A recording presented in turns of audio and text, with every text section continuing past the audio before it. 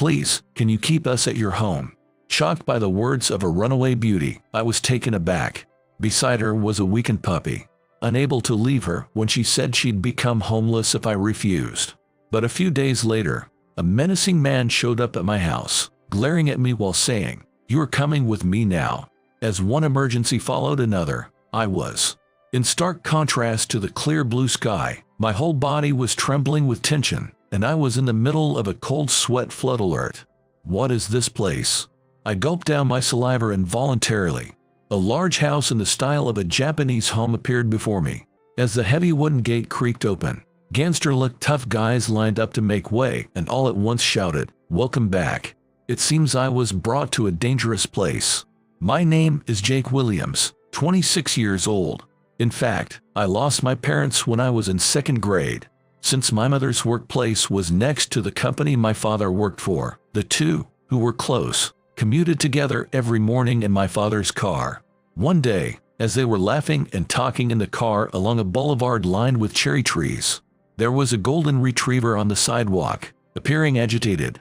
The dog's elderly owner tried to calm it down, but was dragged along by its strong force. "Calm down, Lucky, you can't go there."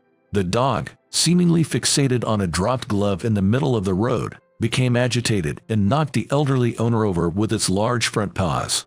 The owner fell and let go of the leash, and the freed dog charged into the road. Ouch. Wait, Lucky. Then, unfortunately, my parents' car was approaching. "Look out." Trying to avoid the dog, my father swerved the car, but it veered into the opposite lane and collided head-on with an oncoming truck. The front windshield shattered with a loud noise, and the truck driver, despite severe injuries including broken ribs and internal damage, managed to crawl out of the driver's seat. However, my parents' car was wrecked beyond recognition and burst into flames on the spot. Both of them were severely injured and died instantly. At that time, I was at elementary school, spending time during the morning assembly. Suddenly, my homeroom teacher was called out by another teacher and left the classroom. After a while, she came back pale and called my name. "Jake Williams, it's serious. Come with me right away." "What's wrong?" "It's just, I'm kind of panicking too." From my homeroom teacher, I learned about the accident and rushed to the hospital where they were taken. On 2 beds in a stark hospital room, my father and mother lay quietly under white sheets. Tentatively holding their hands, they were still faintly warm. It seemed almost possible that they would wake up. So miraculously minor were the injuries on their faces. But no matter how much I called their names, they never woke up, and I couldn't come to terms with the sudden event. I was like an empty shell, just standing there. Since my parents had eloped over the objections of those around them, I had no other relatives and became an orphan, raised in a facility. As it grew dark each night, loneliness overwhelmed me, and despite acting tough during the day, I would curl up in bed and cry quietly every night. "Dad, Mom, why did you die? It's not true, right? I don't want to be alone." I was too young to accept this reality. Or, I think, I didn't want to accept it. I believed that someday, my parents would surely come for me. Believing so, I waited day after day. However, no matter how much time passed, my parents never came. One day, as my sadness gradually turned to anger, the dog's owner visited the facility. Upon seeing me, the elderly owner of the dog began to sob uncontrollably and collapsed to his knees. Then, with a trembling voice, he repeated, "I'm sorry. I'm really sorry." Though the old man was exhausted, a dark emotion bubbled up inside me. Before I knew it, I was raising my voice, yelling at the old man, "Don't you cry. I will never forgive you guys. Give them back. Give my dad and mom back." Enraged and about to lash out, facility staff hurriedly restrained me. "Jake, I understand how you feel, but let's calm down for now. Let go. Don't mess with me. How could you understand how I feel?" Hearing my words, the old man sobbed even more, becoming almost hyperventilated and collapsed to the ground. Seeing him, I had to face the reality of my parents' death. They are really gone, and I'll never see them again. At the same time, I remembered how my parents were just 2 days before the accident. "Jake, did you take your lunch? I put your favorite fried chicken in there today. Be careful on your field trip. It's not just fried chicken. The omelet is a special recipe from me.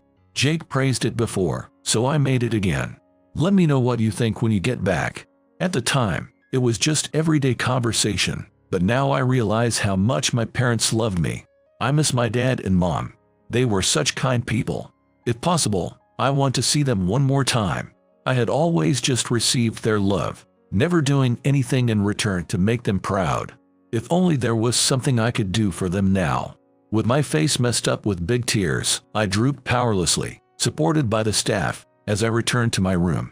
Then, after calming down a bit, I grabbed some paper and a pen and desperately started to scribble, thinking hard.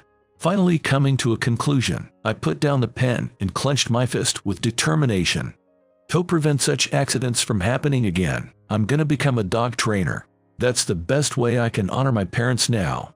From that day, I started going to the school library and began studying to become a dog trainer on my own. Being always at the library, my classmates started teasing me by calling me the ghost of the library, but my determination never wavered. After graduating high school, I started living in a shared house to save money.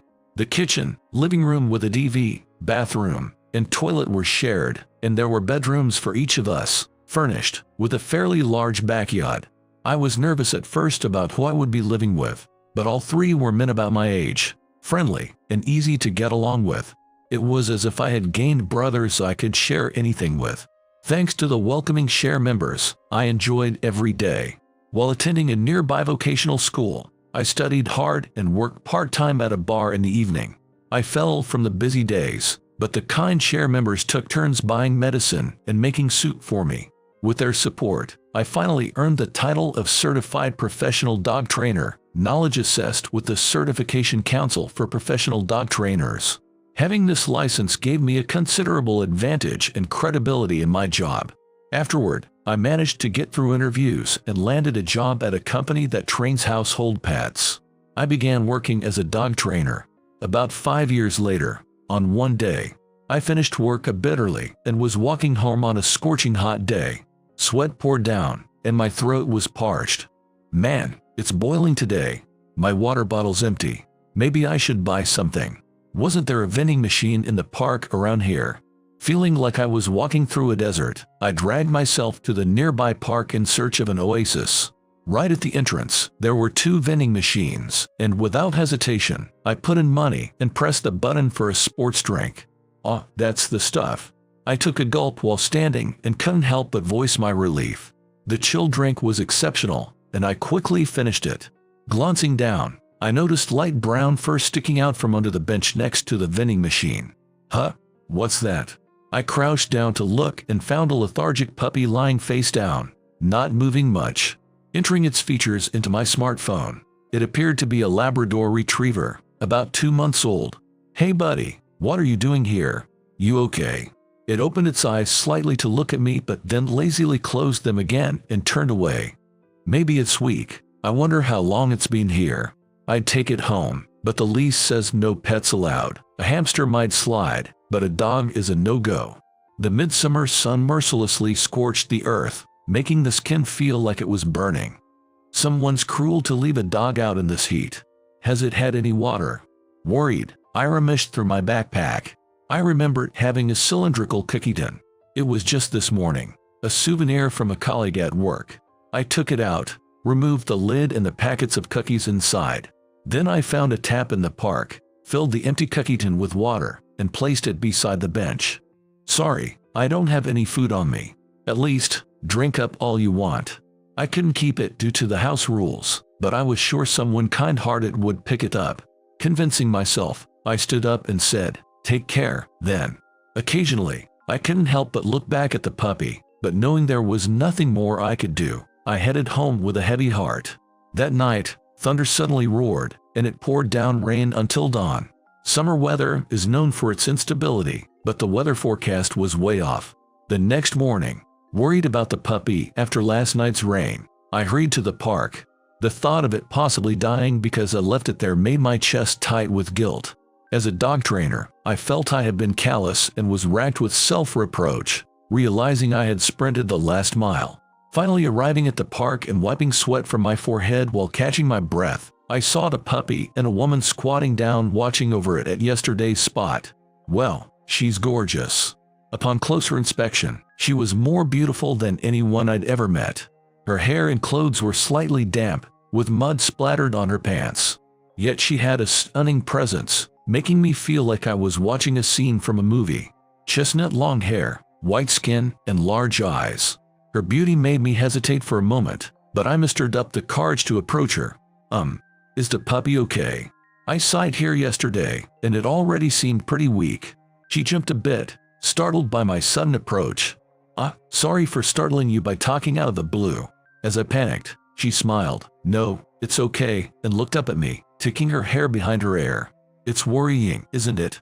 I sometimes come to this park for walks, and I started seeing this puppy about a week ago. I wanted to take it home because it looked pitiful, but whenever I reached out, it would bark loudly and seemed like it might bite, so all I could do was watch over it. She looked anxiously back at the puppy. Like yesterday, the puppy had crawled under the bench, lying face down without moving much. It always ate the food I brought. It gets wary when I watch, so I would place the food quietly and observe from a distance. It had an appetite, so I was relieved, but today it hardly ate anything. It usually barks, but it didn't even do that today. I squatted down next to her to take a look. The puppy's fur was soaked, likely from last night's rain, making my heart ache with guilt for leaving it. That stuff. I wasn't sure what to do yesterday and just left it. I grew up in an orphanage after my parents died, so thinking about it being alone and scared reminded me of myself back then. She seemed shocked by words like died and orphanage and looked up, asking, "What?"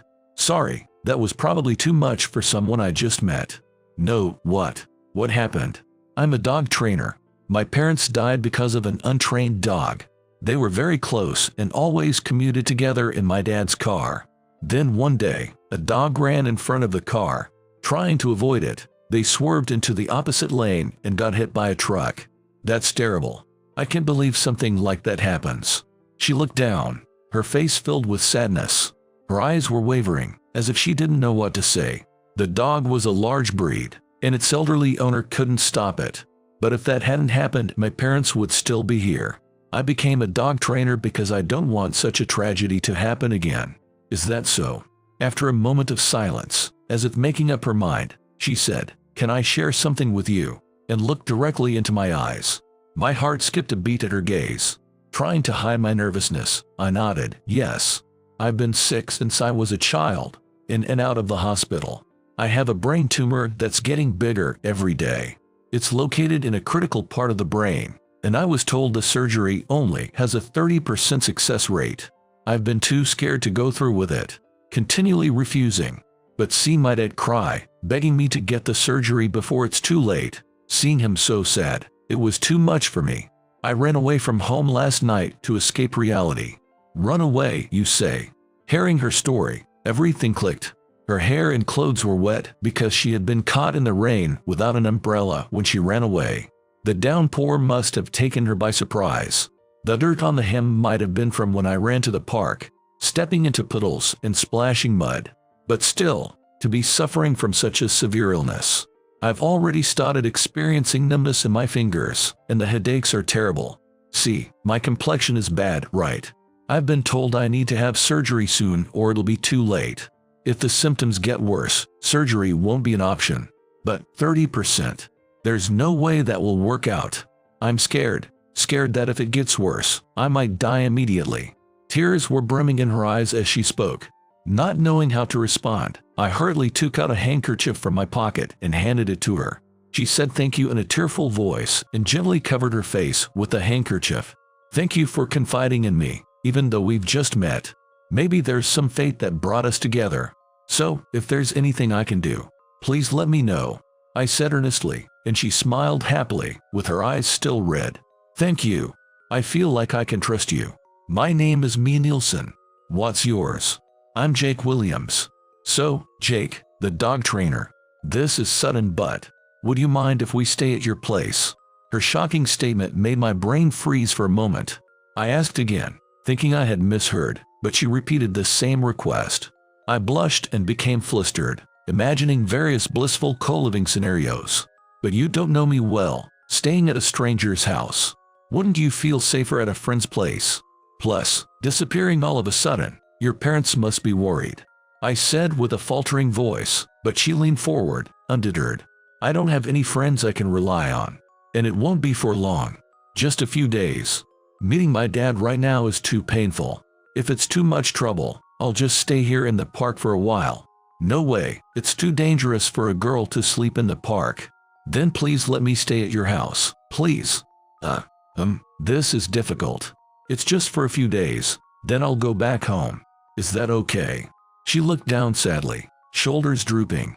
Unable to leave her like that, I decided to call the shared house members on a whim and explain the situation. I see, wasn't there a room that just became available? Mark moved out to live with his girlfriend, right? Why not let her use that room? A few days should be fine, right? I'll be away camping with friends anyway. Wish I could meet her if she's that beautiful. About the puppy, why not talk to the landlord? If I remember correctly, he likes animals too. It might not be a permanent solution, but if you explain the situation, he might allow it. Surprisingly, I got their approval easily, and Mia and the puppy's cohabitation was decided.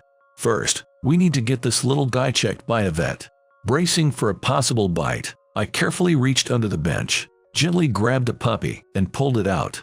It growled a bit, scared, but it seemed to be at its limit. I picked it up with almost no resistance. It's okay now. You must be tired, huh? There. The puppy trembled with anxiety. We rushed to the animal hospital. After registering, I soothed and stroked the puppy while waiting for our turn, and it seemed to get used to me, stopping its growling. Once in the examination room, the vet carefully checked the puppy's condition. It seems to be suffering from mild heat stroke due to the recent hot weather. We'll give it some 4 fluids, and it sounds like its stomach is a bit upset, so we'll prescribe some medicine for its gastrointestinal issues. With proper care, the puppy grew healthier day by day. Its eyes began to sparkle, and by the 3rd day, it was running around the backyard of the shared house. Thanks to our attentive care, the puppy became very attached to both me and me, now happily showing its belly for some love. It turned out to be quite smart, quickly learning commands like sit, paw, stay, and lie down, surprising us and earning lots of praise and pets. I'm so glad, really. Watching the now energetic puppy, Mia showed a relieved smile, slightly teary as she petted it. The puppy wagged its tail happily. I want to see this little one's future. If only my life could extend just another 10 years. Her wistful expression tightened my chest. I might make things complicated by saying this, but I want to be with Mia for more than just 10 years. Much longer, actually. What's that? Sounds like a confession.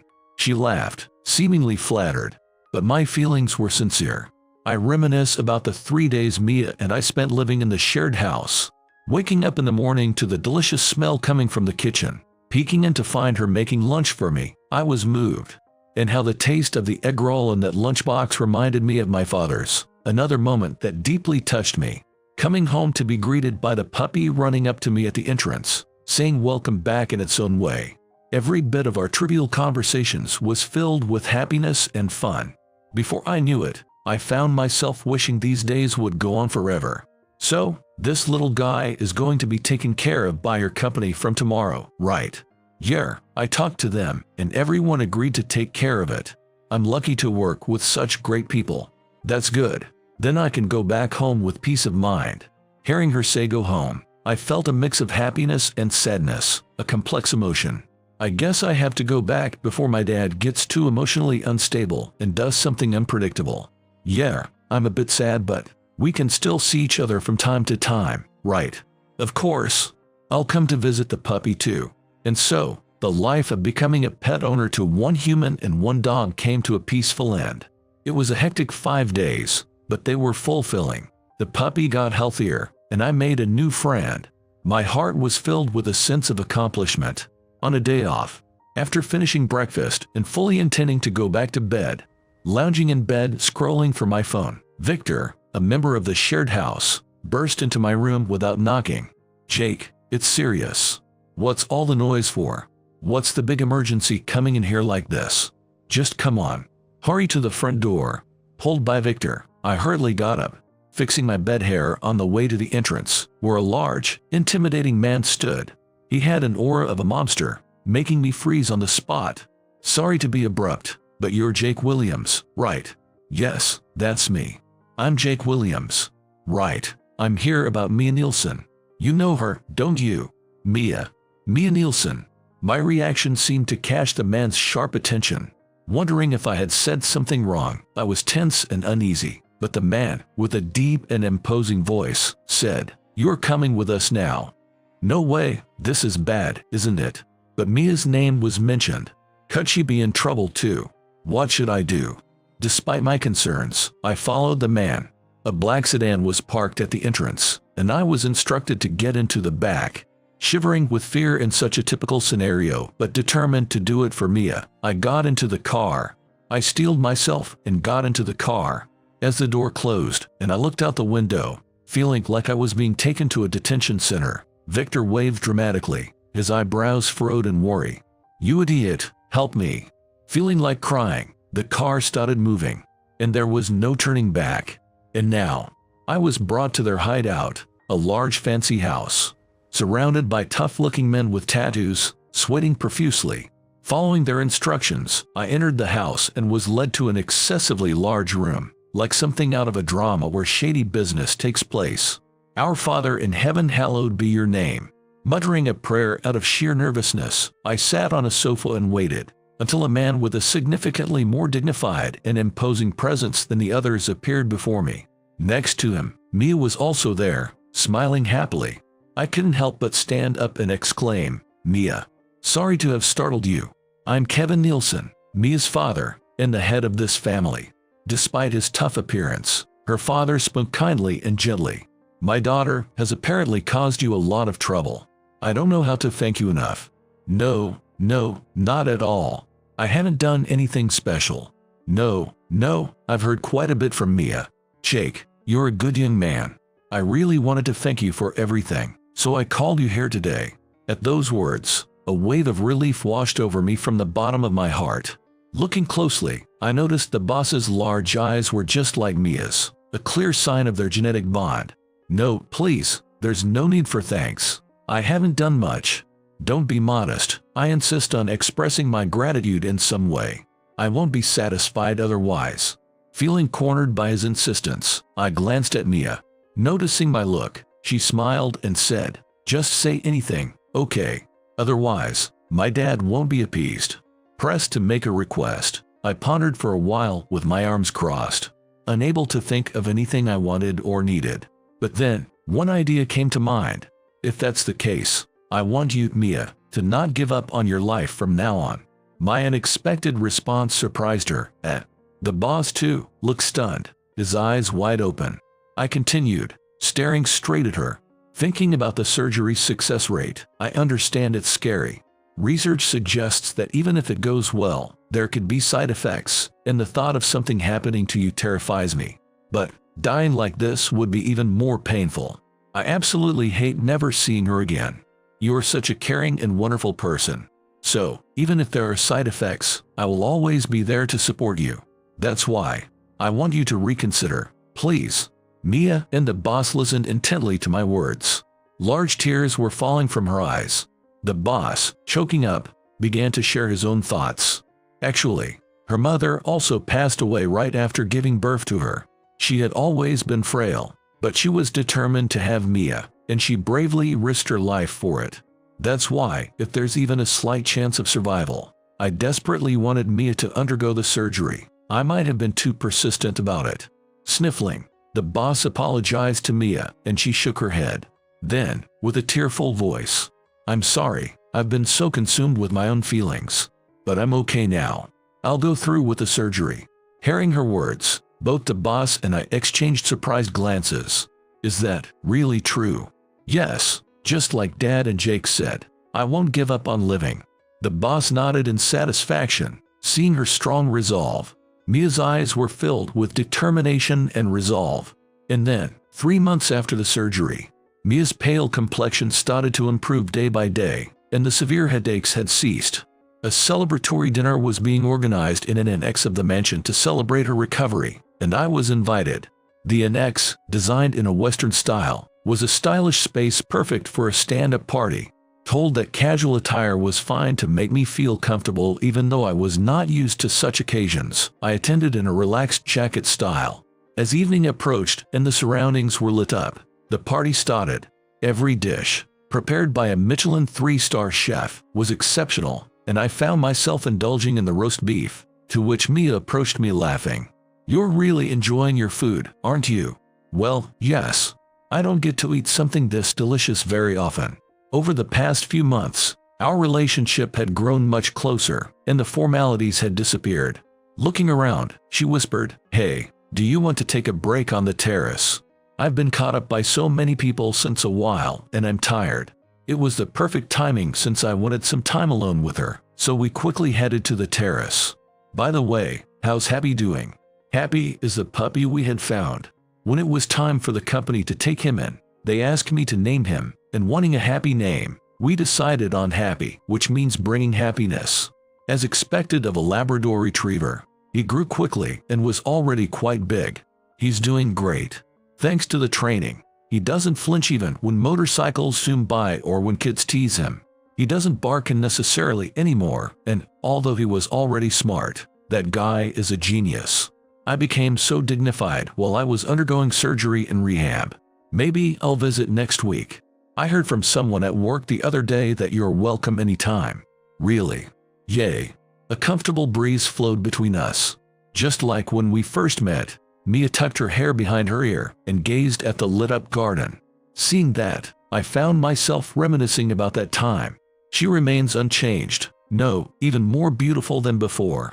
You know, as you asked, I went through with the surgery and got better, so I was wondering. I'd like a favor in return. A favor? What kind? When I asked, she blushed, looked down, and in a shy, soft voice said, maybe, marriage. I was shocked by her mention of marriage, because, in truth, I had been planning to propose to her today. A proposal without even dating first might surprise her, but even with the surgery's success, we never know what might happen next. Moreover, her father probably wouldn't approve of a relationship that were based on half-hearted feelings.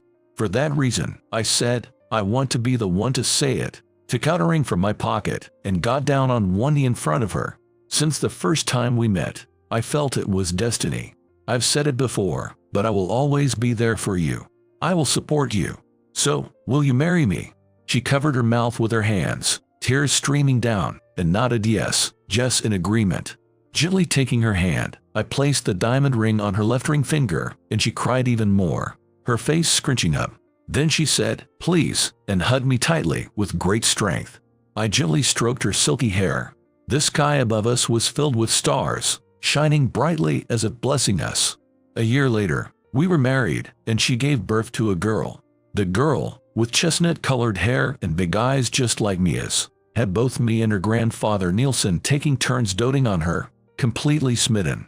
We named the girl Emmy, meaning beautiful smile, in Japanese. Paired with the Labrador Retriever Happy, it made a smiling gait invites happiness, bringing the best of luck. True to her name, she grew up to be a child who smiles a lot. Regarding Happy, he was recognized for his excellence and began training as a guide dog at a guide dog training center from about 1 year old. Thanks to the training from me and my colleagues, Happy grew into a dog that enjoys supporting humans. At the guide dog training center, he learned quickly and was praised as an elite, making me proud as if I were his father. At the height of our happiness, just as we feared, Mia's vision has recently started to decline due to complications from the surgery. The brain tumor had been gnawing at the nerves controlling her vision, something the doctors had warned us about before the surgery, so we were prepared. However, I was honestly shocked. However, Mia herself wasn't bothered by it at all. She talked about how it allowed her to live longer and enjoy these happy days, making me fall in love with her strength and positive spirit all over again.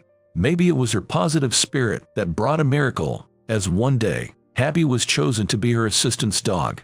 Happy. When she called his name, crouching with her arms wide open, Happy joyously ran to her and nestled in her arms. Thank you, Happy. That day we met was for today. Happy wagged his tail as if it might fall off, licking her cheek in greeting, as if to say, exactly.